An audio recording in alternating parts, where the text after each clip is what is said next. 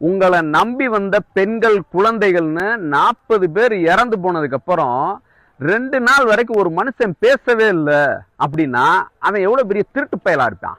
ஏன் விஜய், எம்ஜிஆர் என்னைக்காவது மக்கள் தெருவில் பாதிக்கப்பட்ட அன்னைக்கு ஓடி போய் ராமாவரம் தோட்டத்துல ஒளிஞ்சாருன்னு கதை எங்கேயாச்சும் படிச்சிருக்கீங்களா?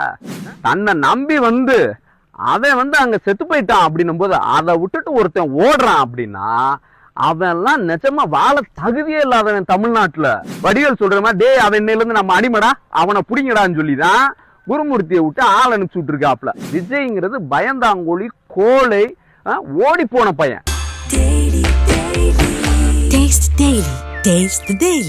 டயா பூஸ்டர் சுகரை கண்ட்ரோல் பண்ணும், உங்க ஆரோக்கியத்தை மீட்டு தரும். சர்க்கரையை கட்டுப்படுத்துறதுக்கான எளிமையான வழிமுறை, இயற்கையான வழிமுறை. அனைத்து மருந்து கடைகளிலும் கிடைக்கும். கோழை விஜய்க்கு வணக்கம். ஏன் விஜய் கோழை பயந்தாங்கொல்லி அப்படின்னு சொல்றேன் அப்படின்னா, கரூர்ல இருந்து நீங்க ஓடி போய் 45 மணி நேரம் ஆயிடுச்சு, கிட்டத்தட்ட 2 நாள் ஆச்சு.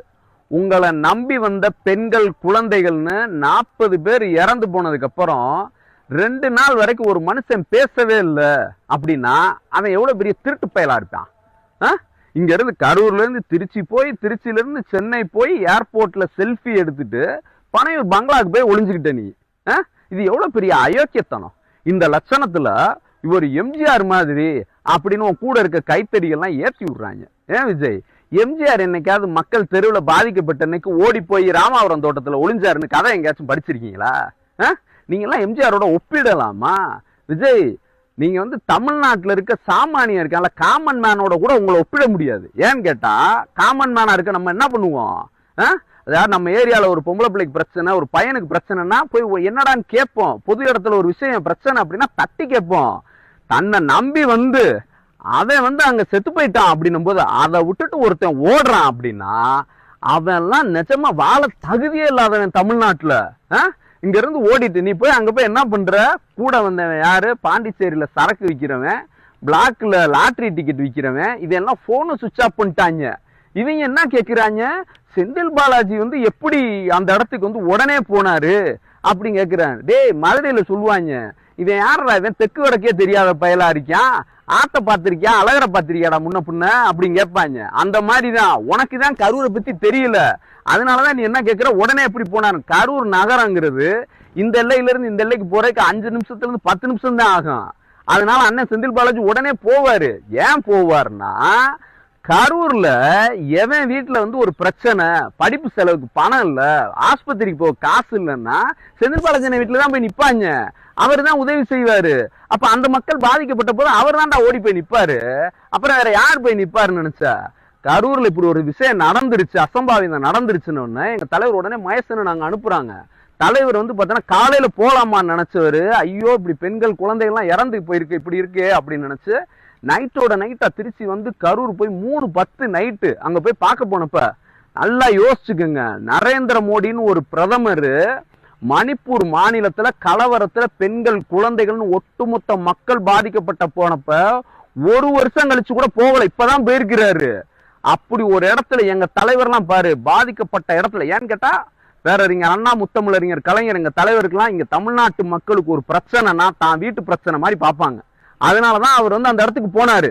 நீ ஏன் உன்னை நான் மறுபடியும் அயோக்கியன்னு சொல்றேன்னா, உன்னோட பிளான் என்னது?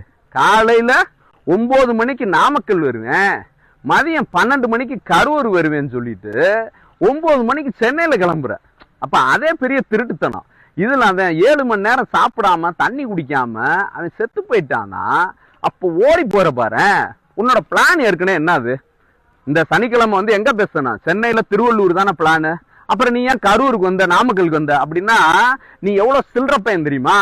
அதாவது அஜித் படம் ஒண்ணு ஹிட் ஆயிடுச்சு அப்படின்னா உடனே நம்ம ஒரு ஹிட் கொடுக்கணும் அப்படின்னு ஒரு அரிப்பு இருக்கும் பாரு. அந்த அரிப்புலதான் செந்தில் பாலாஜி செப்டம்பர் 17க்கு ஒரு மாஸ் காமிச்சிட்டாரு அங்க அப்படின்னா நான் இப்ப போய் அதை இது ஒரு சினிமாக்காரனோட அல்ப புத்தி உனக்கு இருக்கிறது, சரியா?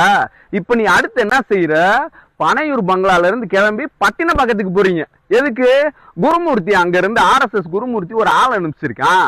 நாங்க இப்போ ஒரு ஐடியா சொல்றோம் உங்களுக்கு, அதுபடி நடந்தா நீங்க தப்பிச்சுக்கலாம் அப்படின்னா ஒரு ஐடியா கொடுப்பான். ஏன் உங்களை அப்ரோச் பண்றான் தெரியுமா? RSS காரன் அவன் பார்த்திருப்பான், நரேந்திர மோடி எல்லாருமே பார்த்திருப்பாங்க. விஜய்ங்கிறவன் இங்க இருந்து பயந்து ஓடிட்டாரு. எது மக்கள் பாதிக்கப்பட்டவன் ஓடுனா வடிவேல் சொல்ற மாதிரி டே அவன் இன்னையில இருந்து நம்ம அடிமடா அவனை புடிங்கடான்னு சொல்லிதான் குருமூர்த்தியை விட்டு ஆள் அனுப்பிச்சு விட்டுருக்காப்ல.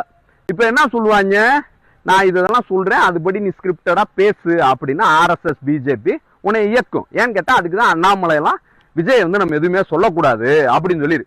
இதுல என்ன தெரியுமா, விஜய் உங்க மேல அக்கறையில அதெல்லாம் கிடையாது. அவனுக்கு என்னன்னா, ஏண்டா சினிமா ரிலீஸ்க்கே இவன் போய் ஜெயலலிதா காலில் விழுந்த பையனாச்சு, இன்கம் டாக்ஸ் வரி கட்டாம ஏமாத்துற பையனாச்சு, அப்ப இதை வச்சு நம்ம சிபிஐ அதுன்னு மிரட்டி நம்ம வழி கொண்டு வந்துடலாம் அப்படின்றதான் நோக்கம்.